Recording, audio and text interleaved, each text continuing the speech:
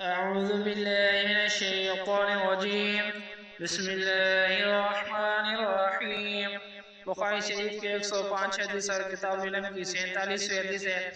قال حدثنا عبد الله بن عبد الوهاب قال حدثنا حماد عن أيوب عن محمد عن ابن أبي بكرة عن أبي بكرة ذكر النبي صلى الله عليه وسلم قال فإن دماءكم وأموالكم قال محمد وأحسبوه قال وأعراضكم عليكم حرام كحرمة يومكم هذا في شهركم هذا إلا ليبلغ الشاهد منكم الغائب وكان محمد يقول صدق رسول الله صلى الله عليه وسلم كان ذلك على هل بلغت مرتين۔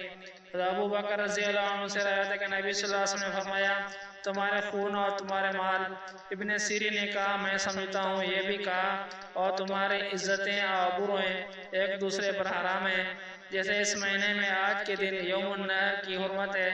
سن رکھو جو شخص یہاں موجود ہے ہوش تک یہ بات پہنچا دے جو یہاں نہیں۔